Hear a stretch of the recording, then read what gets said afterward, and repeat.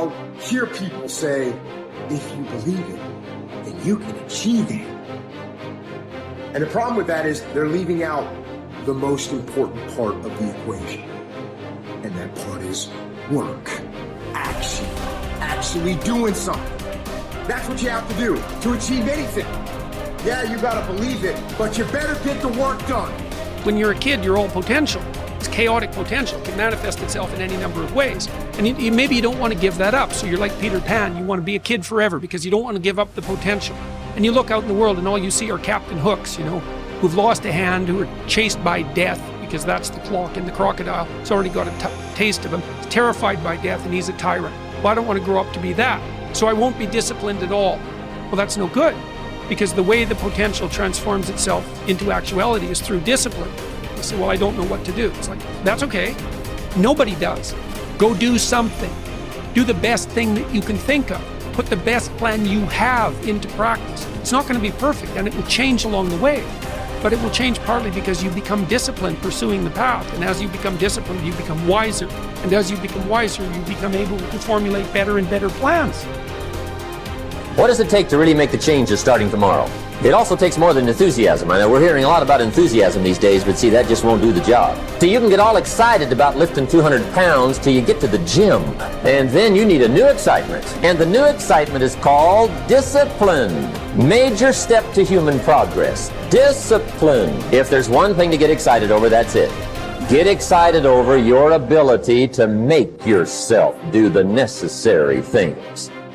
It's a commitment. It's not a feeling. Commitments don't have nothing to do with your feelings. You do it because you're supposed to. It's a lifestyle. Instead of hitting that snooze button in the fucking morning and not making your bed and not cleaning your house, you don't hit the snooze button. You get up. You don't want to go run, you go run. You don't want to go swim, you go swim. You don't want to make your bed, you make your bed. You don't want to clean your house, you clean your house. You don't want to study, you fucking study. That's how you start to callous your mind. It's going to suck. It's not going to be fun. Do something that sucks every single day of your life. That's how you grow. You will never have a greater or lesser dominion than that over yourself. The height of a man's success is gauged by his self-mastery, the depth of his failure by his self-abandonment. And this law is the expression of eternal justice. He who cannot establish dominion over himself will have no dominion over others. I mean, imagine you only have $100,000 to go buy a house. And so you go look at this house and it's like, Jesus, this house, man, it's like it needs a lot of work. It's like, well, that's all you've got. Well, are you going to pretend that the house is okay the way it is? Or are you going to look for where it's rotten and where the plumbing doesn't work and where the stove doesn't work? You have to go and look and see where everything needs to be fixed. And now it's like, that is harsh, man. And then in order to do that properly, someone has to have taught you, it's, look, you aren't your problems. Well, you are. You're most fundamentally that which, if it confronts its problems, can solve them. And that's the hero myth in a nutshell, by the way. The hero is the person who confronts horrible, chaotic potential and tames it and makes something of it, right? That's the fundamental human story. But the problem is that you have to face what you don't want to face in order to fix it. Yeah. And so you look at all the things about yourself that need to be burned off, that need to be dispensed with. And that, man, especially at the beginning, especially if you're screwed up, that might be like 95% of you just has to go up in flames. And it's painful. Even some of that stuff that you have to burn off doesn't want to die. And it'll scream in agony while you're burning it off. It's not pleasant. But if you know that you're the thing that can transcend your problems, most fundamentally, if you know you're the thing that, if it faces the problems, can transcend them, then you have the faith that would enable you to take stock of who you are. The chief task in life is simply this: to identify and separate matters so that I can say clearly to myself which are externals, not under my control, and which have to do with the choices I actually control. Where then do I look for good and evil? Not to uncontrollable externals, but within myself to the choices that are my own. Remember that among the things over which we have complete control are the goals we set for ourselves. I think that when a Stoic concerns himself with things over which he has some but not complete control, such as winning a tennis match, he will be very careful about the goals he sets for himself. In particular, he will be careful to set internal rather than external goals. Thus, his goal in playing tennis will not be to win a match, something external over which he has only partial control, but to play to the best of his ability in the match, something internal over which he has complete control.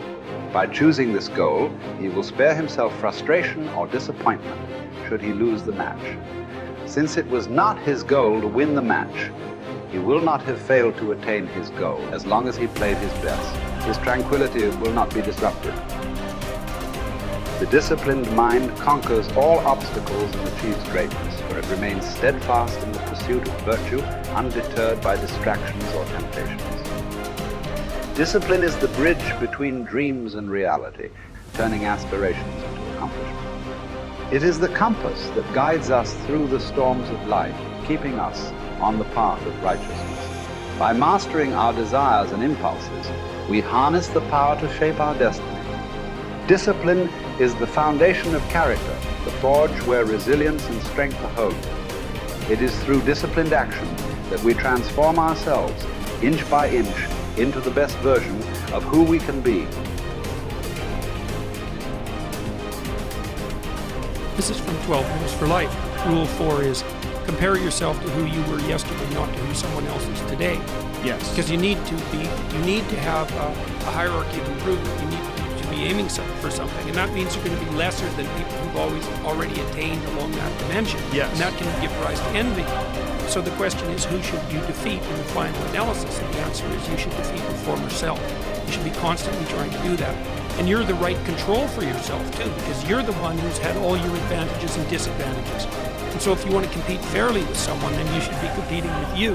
And it is the case, and this is what we were talking about too with regards to the self-improvement of the fighter, is, well, if you're improving yourself, then what you are doing is competing with your lesser self. And then you might also ask, well, what is that lesser self? And that lesser self would be resentful and bitter and aggressive and vengeance-seeking and all of those things that go along with having a negative moral character. And those are things that interfere with your ability to progress as you move forward through life. So it's very necessary to understand that this is why, I've been stressing this idea of personal responsibility. It's like, well, personal responsibility is to compete with yourself. It's to be slightly better than yourself the next day. Yes. And it better in some way that you can actually manage. And that's humility. It's right. Like, well, I'm a flawed person. I've got all my problems. Could I be as good as person X? It's like not the right question. The right question is, could you be slightly better tomorrow than your currently flawed self? And the answer to that is, if you have enough humility to set the bar properly low, then you could be better tomorrow than you are today. Because what you also have to do is you have to say, well, here's all my flaws and my insufficiencies, and the best that someone that flawed and insufficient could do to improve and actually do it is this. And that's not worth going out in the street and celebrating with placards, It's like, well, this is why I tell people to clean their room. It's not going to brag to someone that you did that. But someone as insufficient as you might be able to manage it. And that means you actually are on the pathway to self-improvement, and you're transcending your former self. And you might say, well, what's the right way of being in the world, if there is such a thing? And it's not acting according to a set of rules. It's attempting continually to transcend the flawed thing that you currently are. And what's so interesting about that is that the meaning in life is to be found in that pursuit. So I've been laying that out in these discussions too, because I say, well, the fundamental issue is that life is tragic and difficult, very tragic and difficult for everyone. And it's also tainted by malevolence, because no matter how things are tragic and difficult, but there's always some stupid thing that you could do or someone else could do that could make it even worse than it has to be. So that's life. And you need an antidote to that, because that can embitter you. Constant contact with that. Just the tragedy, but the tragedy combined with betrayal and malevolence, that makes it even worse, especially if it's self-induced. Okay, so you need something to set against that so you don't get bitter and resentful. Well, what do you set against that? Doing something worthwhile, by your own definition, say. You need some reason to get the hell out of bed on a terrible day because you've got something good to do. Well, what's the best thing you can do? Transcend your current wretched and miserable self. There's meaning to be found in that, and real that's a meaning that's associated with responsibility. One of the things that I've been trying to lay out clearly is that life is hard. It's tainted by malevolence and betrayal. That can make you bitter. You need a meaning to offset. Where's the meaning to be found? Not in rights, not in impulsive pleasure, but in responsibility. You take responsibility for yourself, so you take care of yourself.